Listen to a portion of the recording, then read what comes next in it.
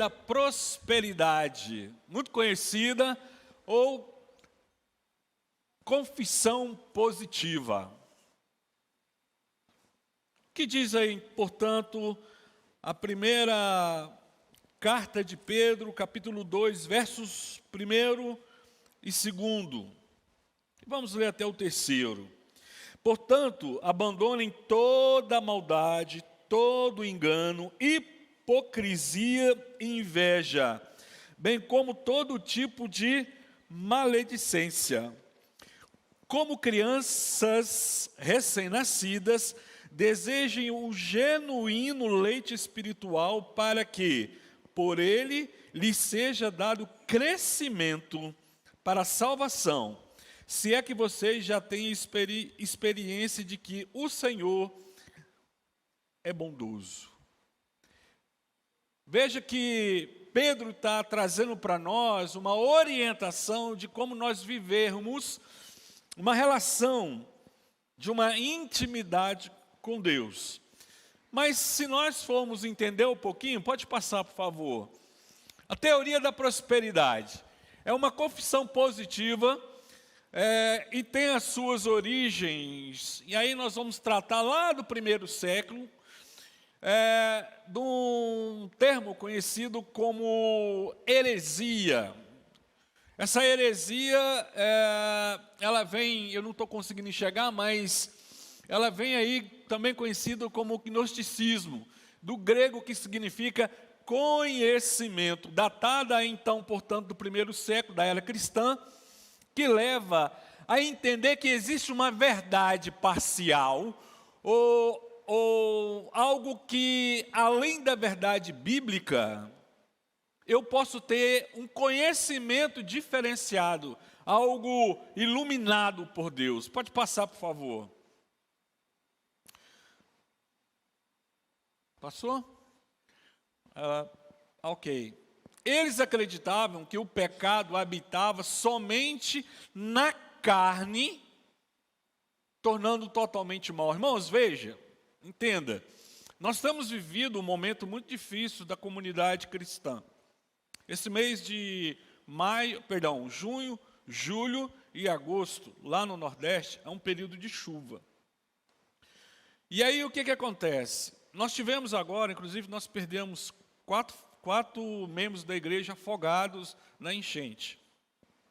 A água invadiu e as pessoas não deram tempo de correr e acabaram morrendo afogados. Inclusive um presbítero da igreja. E veja, na região ali onde nós temos um trabalho, há um movimento fortíssimo das igrejas neopentecostal ou desse chamado teoria da prosperidade. Esse trabalho começou corpo a corpo da nossa igreja junto a esse pessoal. Após a enchente, a nossa igreja se esvaziou, e essas igrejas que proclamam a teoria da prosperidade incharam. Impressionante. São pessoas que, nós vamos entender, são pessoas que têm um discernimento errado, ou a falta dele, em relação à palavra de Deus, ao Evangelho. Veja que nós estamos enfrentando desafios após desafios, porque a teoria da prosperidade, ela não se baseia no relacionamento meu com Deus, mas no conceito de que eu posso ter e tenho autoridade para mandar, determinar, decretar bênção sobre a minha vida. Imaginem que eu estou numa igreja, eu gosto sempre de dizer isso, uma igreja self-service, mais ou menos isso. Existe uma prateleira, aí eu chego à igreja, entro na igreja, e aí eu olho para essa prateleira e penso, poxa, agora eu quero a bênção do emprego. Eu vou lá, pego a bênção do emprego. Não, mas mês que vem agora eu quero a bênção do carro. Eu vou lá, a bênção do carro. E quanto menos informada é a população culturalmente, mais essas igrejas crescem. Quanto menos capacidade eu tenho de ler, estudar a Bíblia, mais cresce esse tipo de igreja. Existe uma rádio Ela pega ela é do Ceará, mas ela pega na grande parte do Nordeste, aonde ele tem um livro e ele diz na rádio: se você vier e doar aquilo que você tem, eu me comprometo com você, quando tiver com Jesus, levar uma lista e dizer para Jesus que você doou e que você foi fiel. E ele continua: você não precisa esperar encontrar a mim no céu, a sua bênção já vai sair agora. E aí ele passa o Pix, número do Pix. Aí você diz assim, pensa assim: poxa, um absurdo, né? Lotado. Lotado. Mas o que é a teoria dessa prosperidade? Veja que é isso mesmo, pode passar, definição, pode ir lá. A teoria da prosperidade, ou confissão positiva, é uma distorção clara do Evangelho.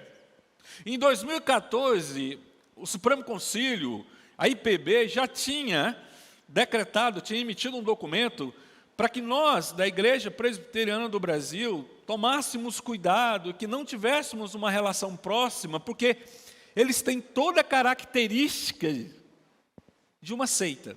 Porque ela distorce o Evangelho. Isso é perigoso. O pior, queridos, é que quando você vai fazer uma visita no irmão da igreja presbiteriana, em cima da geladeira, da televisão dele, tem um copo d'água. Tem alguns amuletos, porque ele vive assistindo a televisão, nesses canais. E veja, vamos entender mais profundamente. Veja que ele prega a salvação como um meio para prosperidade. Não é viver uma vida na dependência de Deus. Eu creio, eu me converto para ter uma prosperidade, crescimento financeiro, sucesso. Eu preciso mostrar que eu tenho fé, mas a minha fé não é porque a graça do Senhor Jesus, a misericórdia de Deus me alcançou. Não. Eu estou me convertendo, tendo fé, porque eu quero bênçãos materiais. Ele vai além, eles afirmam que o cristão verdadeiro tem o direito de exigir, o direito de desfrutar a prosperidade material nesta vida. Pode passar, por favor. Mas de termos bem claro o que eles definem, eles ensinam que a fé é uma força que possui o poder próprio, que o cristão tem que aprender a dominar. Veja, a fé, eu posso acreditar numa ação positiva, eu posso acreditar em algo e dizer: eu vou crescer materialmente. Irmãos, muitas igrejas estão fechando as suas portas. Quanto mais pobre de cultura é uma população, mais essas igrejas crescem. Repito. Mas nós vamos além, vamos ler. Veja que, eu não vou ler todo o texto, depois eu vou mandar esse material para o presbítero Vônei, para que ele possa distribuir para vocês, a quem queira. Pode passar, minha irmã, fazendo um favor. Eles enfatizam que, realmente, se o cristão tiver fé, presta atenção, se o cristão tiver fé e receber $1 milhão, ele pode receber $1 milhão, mas para isso tem que requerer a força da fé e não apenas sobre a possibilidade de ganhar essa quantidade de dinheiro. Eu me lembro que uma senhora, o filho dela foi fazer concurso, e ela disse o seguinte, foi fazer concurso para a polícia. Ela disse: meu filho já passou. Ele nem precisa estudar. A fé dele fez ele passar no concurso. Daí, quem estava perto perguntou: mas como é que a senhora tem certeza? Porque eu determino. O menino está até hoje esperando o resultado do concurso, já deve ter uns 8 anos. E vai continuar esperando, porque ele não vai passar, se ele não estudar. Veja que é uma distorção. Veja que, queridos, deixa eu dizer uma coisa bem clara para vocês. Eu vou ser muito transparente. Isso beira o estelionato. Isso beira a venda de indulgências. Lembra de que eu vendo algo para você em troca de benefício religioso. Eu tenho que tomar muito cuidado, eu preciso ter discernimento como cristão. Veja que como presbiteriano, como cristão convertido, ao ser questionado, eu tenho que ter embasamento bíblico. E veja que dentro das nossas igrejas, aqueles que são rasos, ainda comendo papinha na fé, caem. Porque uma das coisas que é mais difícil para o cristão é viver na dependência de Deus. Se eu tenho uma igreja que alguém chega para mim e fala, olha, eu fui à igreja, me converti e fui abençoado. Aí você acorda de manhã, 5 horas, 4h30 da manhã, pega 2 ônibus, enfrenta, come de marmita. E aí chega um cara, um cidadão, e fala para você, eu fui na igreja tal e agora eu sou dono de uma empresa. O cara se desespera. Ele vai. Ele se esquece, repito, irmãos, é preciso que eu tenha uma convicção daquilo que eu creio. Viver na graça. É isso que Pedro está dizendo. Eu preciso aprender a viver conforme a vontade de Deus na minha vida. O que adianta eu ganhar o mundo e perder a fé? Não é isso que o texto bíblico fala? O que adianta eu ter tudo e não ter aquilo que é mais precioso? Mas nós vamos além. Olha o último item, o último ponto. Eles afirmam que a fé é uma substância ensinada por Jesus e a seus apóstolos.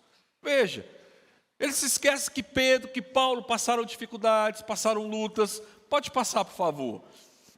Mas de onde surgiu isso? Onde é que vem esse movimento neopentecostal? Ele, em especial, surgiu lá na década de 1940, lá nos Estados Unidos. E ele teve como seu precursor um cara que tem hoje, o filho dele herdou, uma igreja com 16 mil membros hoje. E todos eles têm sucesso na vida, segundo o conteúdo do que eles dizem. Todos eles. Nenhum deles passaram dificuldades. Então, o que o texto está dizendo aqui? Surgiu em 1940, e esse A.W. Kenyon, que desenvolveu um estudo sobre o poder da mente, o poder do pensamento positivo. Eu posso ter fé, mas se eu não declarar e tiver uma mente positiva, nada adianta. Veja que ele começa a distorcer. E aí ele vai além, mas teve maior expressão com Kenneth Hagin, que ensinou a famosa fórmula da fé. Fórmula. E ela, na qual ele ensina que alguém deseja algo de Jesus, basta segui-lo. Veja, eu desejo de Jesus bens materiais, então eu vou segui-lo. E aí ele vai além. É trazer a existência do que declaramos com nossa boca, uma vez que a fé é confissão. E aí eles chegam no Brasil, pode passar. Eles vão chegar no Brasil. E aí começa. Olha a base. Diga a coisa positiva ou negativamente. Tudo depende do indivíduo. Essência da confissão positiva. Esquece Deus. Tira Deus da jogada. Eu acredito, eu posso, eu declaro, eu mando, eu determino. E ele continua. Faça coisas, se os atos derrotam ou lhe dão vitória. Receba a coisa, conte a coisa, proclame aquilo que você está ganhando.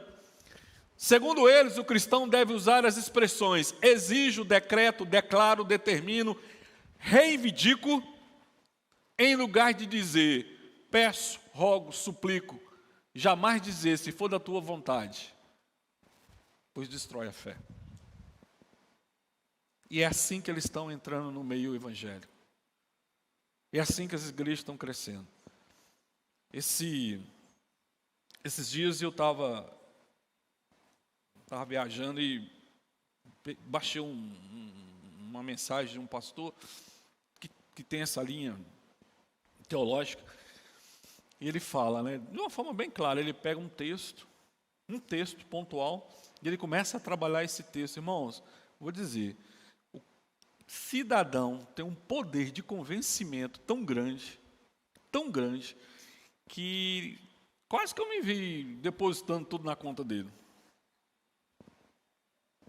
O argumento dele, olha, se Jesus, se você doar, veja o fulano de tal, ciclano. Queridos, imagina alguém que não tem firmeza de fé, conhecimento bíblico. Irmãos, eles chegam no Brasil e eles começam a crescer, sabe por onde? Na televisão em que você liga o canal, pode passar.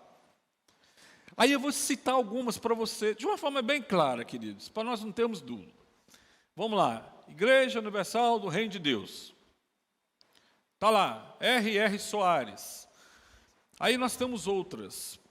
R.R. Soares, a esposa do R.R. Soares, é prima do Edir Macedo. Eles começaram uma igreja lá no bairro do Rocha, lá no Rio, de frente à Avenida Brasil, e começaram a crescer fruto desse movimento que começou nos Estados Unidos. E eles começaram uma igrejinha, e a igreja lotou, imagina, no pé da favela, todo mundo passando dificuldade, e o cara dizendo, o tempo todo, venha que você vai melhorar de vida, venha para cá que você vai... Aí um cara foi, melhorou de vida, aí o outro já contou para outro, aí o outro veio. E isso explodiu. Se desentenderam, um montou a Igreja Universal do Reino de Deus, e outro montou a outra, e aí surgiram outros, e surgiram outros. Queridos, e há uma regra dentro dessas igrejas que eles precisam se parecer muito bem. Nós temos uma dentista na igreja, lá, ela atende a comunidade da prosperidade, né? Eles gastam uma fortuna com dente, paletó, todo mundo. Porque precisa transparecer que eles vivem no paraíso. Uma vida, porque quem olha para um pastor, não é pastor, é bispo, parece, semideus, alguma coisa assim. Daqui um dia, não sei nem como é que vai ser, nem o título a gente não sabe. E veja, todo mundo se aparenta muito bem, alegria, sorriso. Esquece, querido, que nós também temos problemas. E a palavra de Deus nos ensina que eu preciso, de fato, viver o temor do Senhor no dia a dia. E aí, vamos lá. O conceito da palavra de Deus, ele enfatiza demasiado as promessas de Deus de maneira equivocada, deixando de lado a mensagem de Jesus, que é negar-se a si mesmo e tomar a cruz e segui-lo. Não é fácil nós sermos crentes. Não é fácil eu me dispor a seguir Jesus.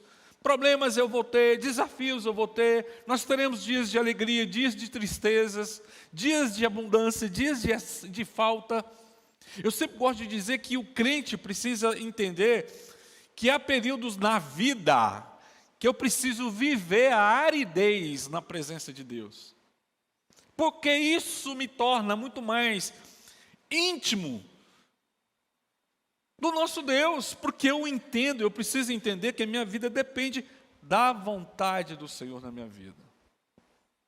Agora, irmãos, determinar, mandar, é o que mais acontece. Veja que eu deixei de ser, Cristo não é mais o centro, é o homem. Mas vamos caminhar. Se alguém tiver alguma pergunta, pode interromper, levantar o sovaco, que a gente para e responde. Vamos lá, ok? Alguém abra lá, vamos abrir a nossa Bíblia em Mateus capítulo 16. Alguém leia para nós, verso 24, Mateus 16. Não vamos dormir não, gente. Mateus 16. Alguém leia para nós, verso 24.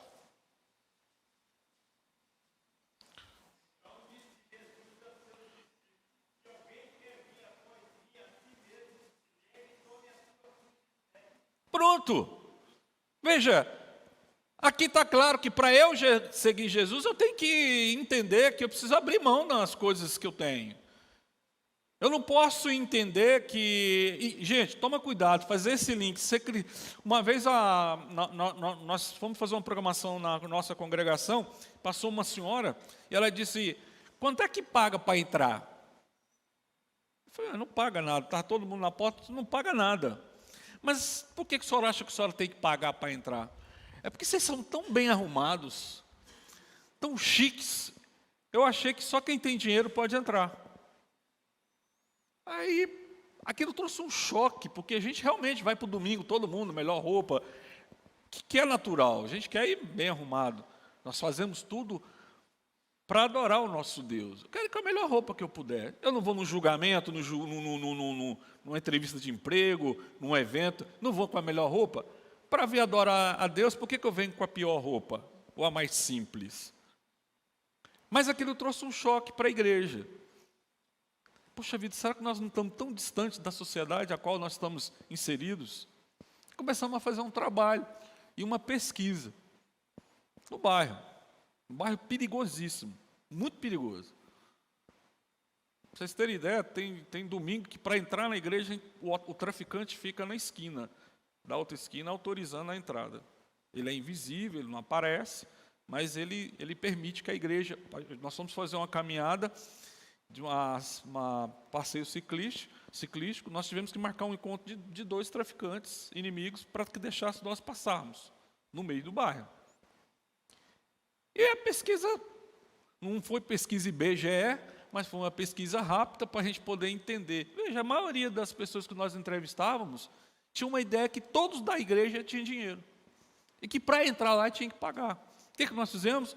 Nós montamos um bazar para trazer essas pessoas da igreja. De repente, não sabe, chega um pastor lá, bispo, não sei. Olha, eu sou contra isso aqui. Pois não, meu irmão, alguma coisa está errado? Não. Tem que vender.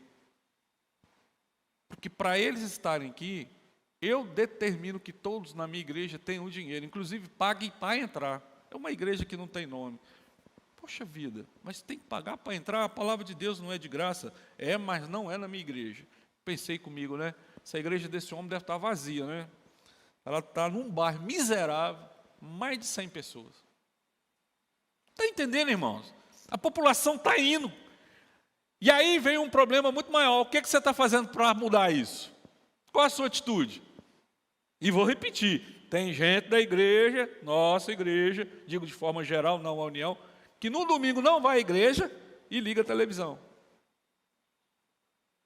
Se esquecendo que existe quando você põe no canal de um culto, sei lá, essas programações da teologia da prosperidade, você está dando audiência.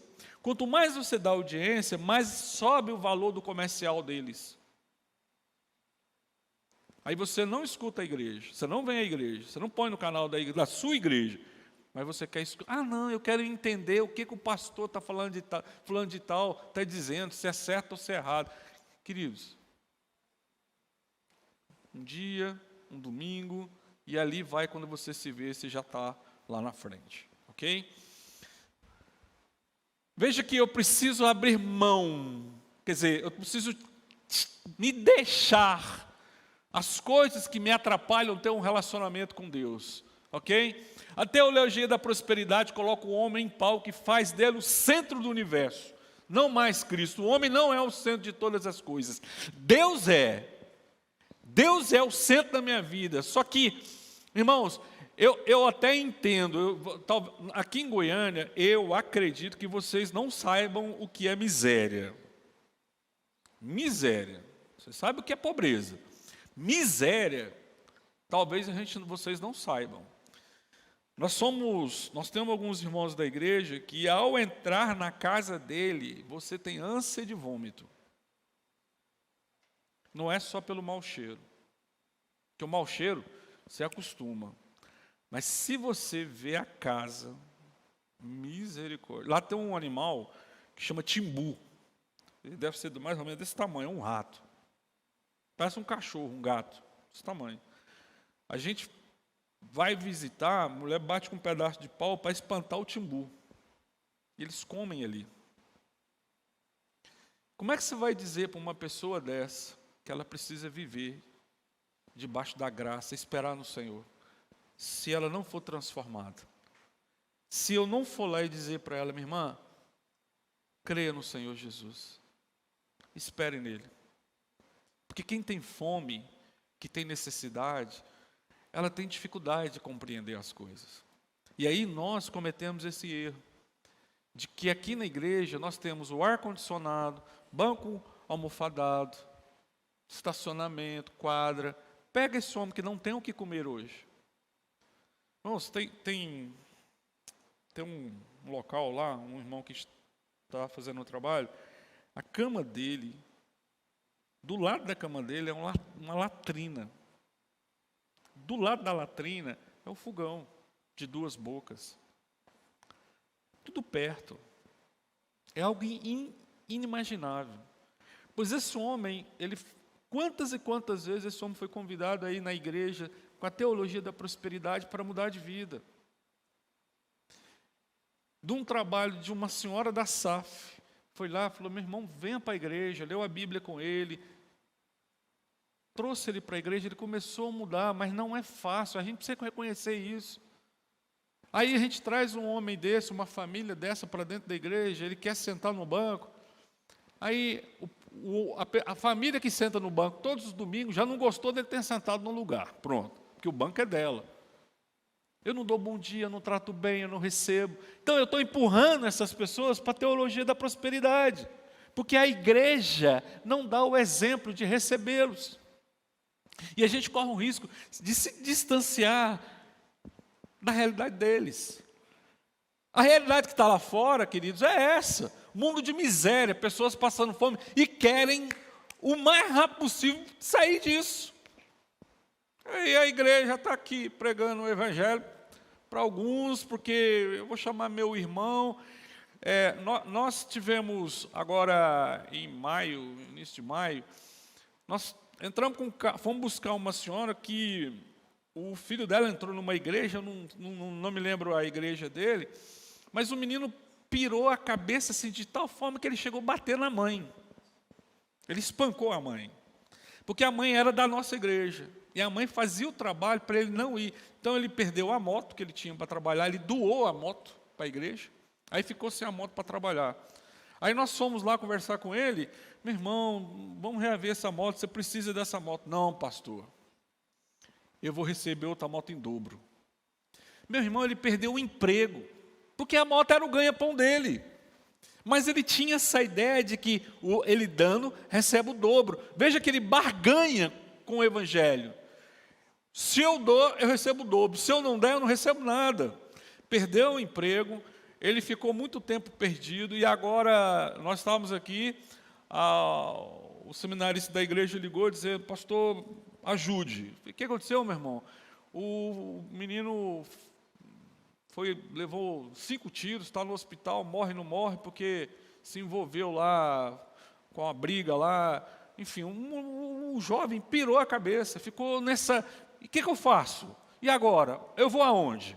Meus, a igreja precisa trabalhar esse texto, ou esse tema, de que a teologia da prosperidade está afundando a sociedade. E o evangelho está se distanciando, porque todo mundo olha para nós como se nós fôssemos o quê? Mercadores do evangelho. Você é crente? Vai dizer que você é pastor para comprar alguma coisa. Misericórdia. Isso vai dar golpe, hein?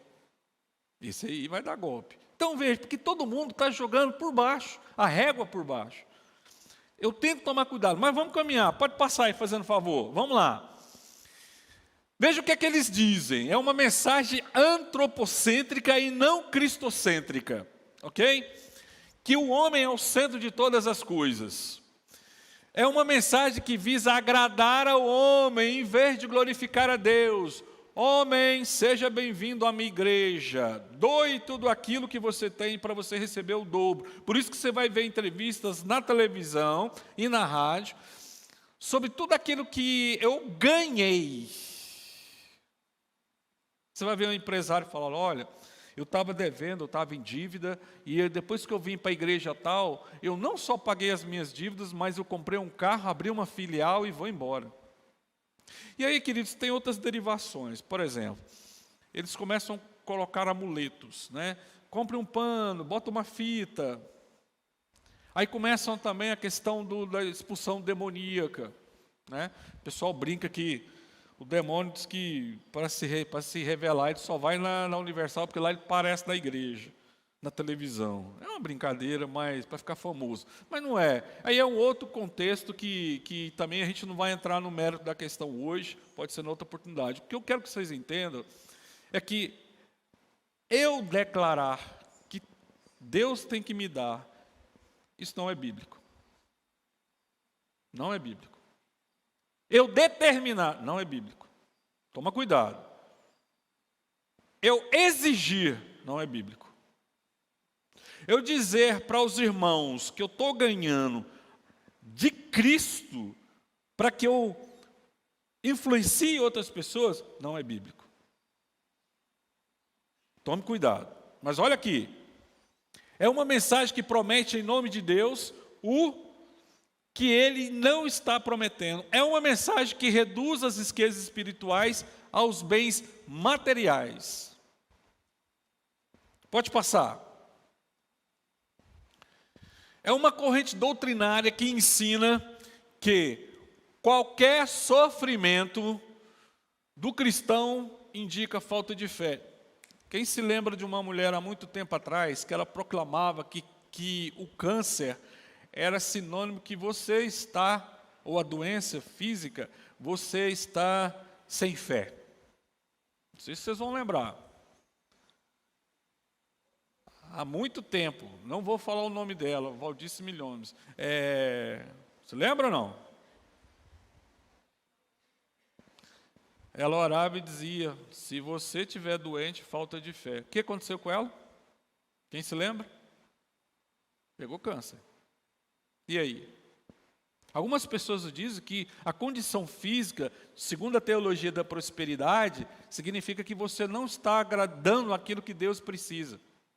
Deus não precisa de você. Deus não precisa de mim para nada. Nada. Veja que a distorção é tão grande. E aí as pessoas vão... Gente, a Valdice Milhomes, ela influenciou uma geração de senhoras, viu? Uma geração. Ao ponto de que tem gente que, por exemplo, se eu estou com uma doença, e às vezes a gente até se pergunta mesmo, na fraqueza espiritual, diz assim, poxa vida, tem um senhor lá que está com câncer na garganta, lá na primeira igreja presbiteriana do Recife, não falha a memória, e visitando ele, ele disse, pastor, por que eu? Será que eu fiz alguma coisa? E a gente sabe que no momento daquela aflição, às vezes você fica, entristecido, angustiado, mas é aquele momento, você não pode ter ideia, nossa, misericórdia, Deus está me castigando, porque eu não dei as coisas para Deus, agora Deus, meu irmão, misericórdia, isso não existe, isso não existe. E aí o crente, ele entra numa paranoia, numa espiral louco, meu Deus, e agora, Senhor? Aí liga para a esposa, para o filho, meu filho, vai lá na igreja, dou o dinheiro, pega o carro, vende, dá para a igreja. É como se ele fazendo isso vai livrar ele da doença. Veja que ele continua barganhando. Lembra da prateleira que eu disse? Ele está no hospital, ele dá o dinheiro, vai lá, colhe o livro. O livro da saúde física. Queridos, não é assim que funciona. Nós precisamos entender que, de fato, aqui, em especial quando nós temos uma doença, é buscar o Senhor, é orar, buscar, suplicar, Senhor, tem misericórdia. Olha para mim, Senhor, derrama a Tua graça conforme a Tua vontade. Eu determino. Nós tivemos agora, acho que aqui em Anápolis, não sei, onde tem um irmão aqui perto, ou foi Brasília, que determinou que não ia tomar remédio. Não ia tomar porque Deus ia curá-lo. Ele determinava, morreu de câncer.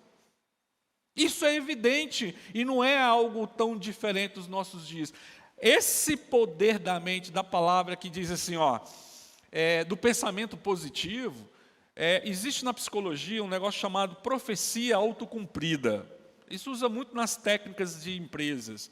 Que é o quê? Quando eu acredito que uma coisa vai dar certo, tudo que eu faço contribui, desde que eu tenha convencimento disso, tudo que eu faço vai ajudar a obter um resultado. É o poder do pensamento positivo. Se eu acredito que aquilo que eu estou fazendo vai dar certo, eu vou fazer para que dê certo. Mas isso não cabe dentro do Evangelho, irmãos, porque eu não dependo, Cristo não depende, Deus não depende da minha ação. E aí que está o grande erro. Veja, deixa eu contar outra coisa para você. Às vezes você não percebe que você está agindo dessa forma. Aí estou falando para vocês. Você quer ver uma coisa? Quando você está com um problema, eu não sei o problema que você está enfrentando hoje. Mas eu tenho certeza que se você não dobrar o joelho, não buscar o Senhor e não esperar nele, e não buscar entender que o desafio que você está enfrentando é justamente para te fortalecer na fé, você vai seguir caminhos perigosos na sua vida espiritual. Existem dois tipos de pessoas. Se você pegar duas pessoas com dificuldades, seja do que for, aquela que acredita na misericórdia, na providência de Deus, ela enfrenta os desafios de forma diferente daquela que se acha no direito de determinar o resultado. Isso é fato. Pastor, mas como é que eu mudo essa vida? Irmãos, palavra de Deus. Lê.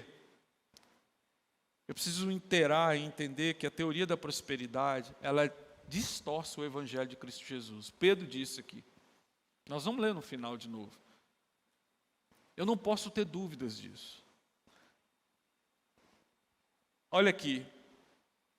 Pobreza e doença são resultados visíveis do fracasso do cristão, segundo eles. Se eu estou doente e sou pobre, a minha fé é fraca. Não tem nada a ver uma coisa com a outra.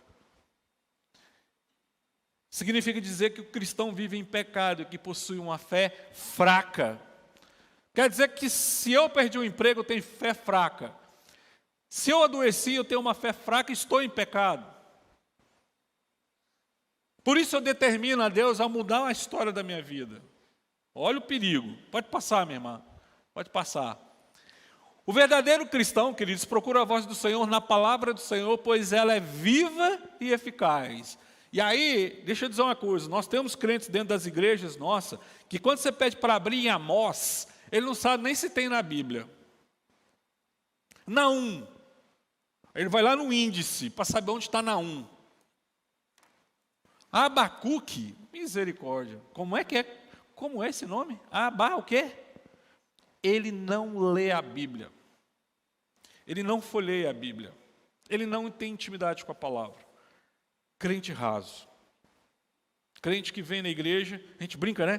O igrejeiro. Todo domingo ele está na igreja, mas não sabe folhear uma palavra do Senhor. E nós estamos agora nós estamos correndo um risco agora com a geração, essa geração Z que está aí, jovens. Eles não carregam a Bíblia. Vocês já repararam, eles carregam no celular. Eu não sou contra, irmãos, Bíblia no celular. Não sou contra. Eu só acho que você perde a oportunidade de folhear a palavra de Deus. De repente você está passando um texto aqui, você pode voltar. Eles vão direto no celular. Foi feita uma programação agora recente em Belo Horizonte e ninguém falou nada para levar Bíblia. Aí foram fazer uma contagem de quantas Bíblias físicas, né, estavam.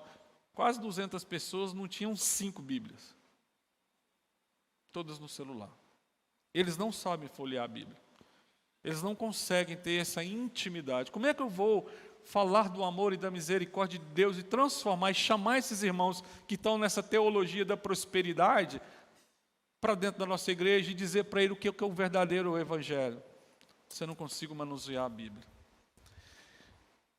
Do que adianta? Está lá, João 6, vamos abrir a nossa Bíblia lá? João 6, versos 68 e 69. Alguém leia para nós, por favor, bem alto. João 6, Evangelho, segundo João 6, 68 e 69. Alguém leia para nós aí. Respondeu-lhe Simão Pedro: Senhor, para quem iremos? Tens a palavra de vida eterna. E nós temos crido e conhecido que tu és o Santo de Deus. Conhecer, eu preciso ter intimidade. Quem é o Deus que você serve? Diga para mim, quem é Deus? Aquele que salva. Meu irmão, o que você está dizendo, quem está ouvindo não está entendendo. Como é que você vai traduzir isso? Como é que eu vou chegar no irmão, repito, que mora numa miserável, numa vida totalmente desprovida de qualquer coisa, de que aqui é a palavra verdadeira, que é a palavra de Deus. Que ele não precisa dar algo que ele não tem. Irmãos, você sabe o que é que tem gente, vocês não vão acreditar, tem gente que rouba para dar para a igreja, para ver se adquire a bênção. Ele não tem, ele rouba, porque ele acha que olha a distorção, ele roubando, olha a ideia, eu roubando, e quer ver? R$100, roubei R$100, eu vou dar R$100 para a igreja, vou receber 200 e devolvo 100. E fico 100. Essa é a ideia. Irmãos, completa, mas meu irmão, é absurda. Mas as pessoas têm ido nesse caminho. É através da palavra de Deus que o Espírito Santo produz fé verdadeira, fé para a salvação, conforme está lá em Romanos 10, 17, 2 Timóteo 3, 14. Eu preciso entender, então, quando você encontrar alguém da teologia da prosperidade, dessas pseudo-igrejas, leia para eles, Romanos 10, 17, 2 Timóteo 3, 14, 15. Grava na sua Bíblia, escreva. Pode passar, minha irmã, fazendo favor. E aí eu quero terminar, caminhando já para o final, de novo, a parte de 2 Pedro que nós lemos no início. Heresia significa escolha, dissensões, originadas da diversidade de opiniões e objetivos. Veja, heresias, eles estão distorcendo a palavra de Deus. E eles têm crescido, queridos, infelizmente, têm crescido. E num país onde há crise, quanto mais a crise se instala, mais essas igrejas crescem. Eu não sei se os irmãos já acompanharam a história de uma mulher, ela, desesperada, ela foi visitar uma igreja, alguém lá disse para ela, a senhora está com muito problema, não está? Ela estava chorando. Não precisa ser tão curioso para perceber, né? E ela disse, o que eu faço para conseguir? Ela falou, olha, o que você tem de bem? Ela só tem um carro. Você tem um documento do carro? Tem. Então vá em casa e traga o documento do carro. Que seus problemas vão ser resolvidos. Eu estou contando essa história porque essa história foi para o tribunal, foi para o julgamento da justiça comum. A mulher trouxe e assinou aquele, antigamente tinha um recibo, DUT, né? Que era aquele recibozinho verde, que você assinava, ela assinou e entregou para a igreja. Isso foi no sábado. A filha ficou sabendo na terça-feira que a mulher, que era uma senhorinha aposentada, deu o carro para uma dessas teologias distorcidas do Evangelho. Então, tentaram reaver, não conseguiram.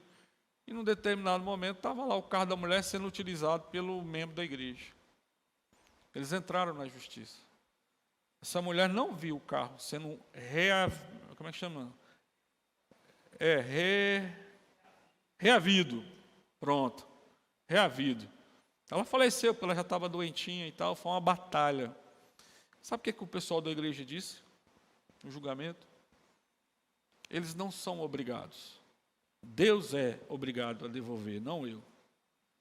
Práticas libertinas denotam excesso, licenciosidade, ausência de restrição e indecência. Eles estão pensando em si próprios. E aí, queridos, a gente pode aprofundar em outro momento o estudo sobre os falsos profetas, os falsos ensinadores, os falsos mestres e os falsos crentes, que estão no meio de nós. Estão dentro da igreja. Por isso que eu preciso estar preocupado. Uma vida fácil. Viver o Evangelho, ou o presbítero Vone leu, e ele fala assim, assim como surgiram falsos profetas no meio do povo, também haverá falsos mestres entre vocês. Verso 1. Isso é fato. Agora, cabe em mim ter o discernimento de olhar e saber e não me calar. Às vezes, irmãos, eu vejo assim, crentes antigos caindo nessa cilada, sabe?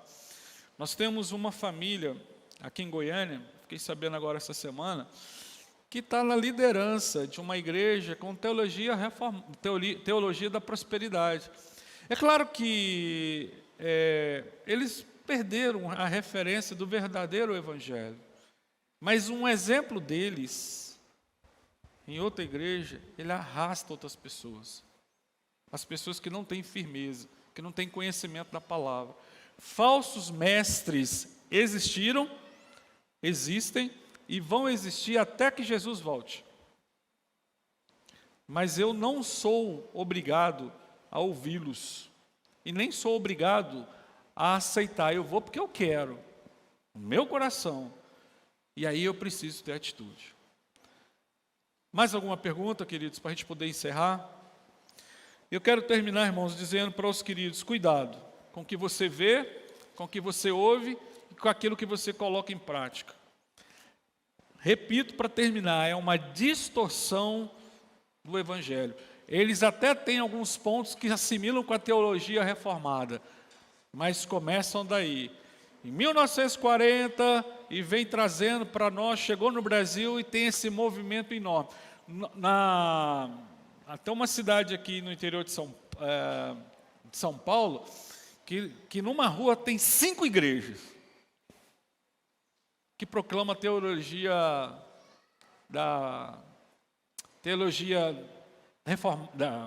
como é que chama? Da prosperidade.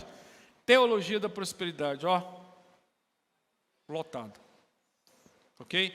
Nós não precisamos de igreja lotada, nós precisamos de conteúdo, é isso que nós temos que estar preocupados. Podemos ter 3 pessoas aqui na união, mas todas elas fiéis à palavra do Senhor. Amém? Que Deus te abençoe, que você jamais se esqueça do que é um genuíno evangelho. E aprenda a manusear a Bíblia, hein? Esse é o segredo em especial para o cristão que queira enfrentar os desafios do dia a dia. Olá, que bom ter você por aqui. E aí, gostou do vídeo? Então não se esqueça de se inscrever no nosso canal, ativar o sininho para receber as notificações dos outros vídeos que virão, curtir esse vídeo e principalmente, é claro, compartilhar ele com as pessoas que você ama, para que elas também sejam edificadas e abençoadas por essa mensagem. Nos siga também nas outras redes sociais que estão aparecendo aí na sua tela, para você poder acompanhar melhor os nossos horários e as nossas programações. Tá bom? Que Deus abençoe sua vida e até o próximo vídeo.